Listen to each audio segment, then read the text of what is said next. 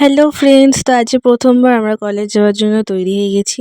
আমি আমার মা গেলাম বাসে করে, মানে এত বৃষ্টি পড়ছিল পুরো ভিজে গেছি। তো কলেজে গিয়ে দেখি দীর্ষিকা, সমৃদ্ধি, দীপান্বিতা তিনজনেই চলে এসেছে। আমি সবার লাস্ট গেছি। তো গিয়ে একটু গল্প টল্প করলাম।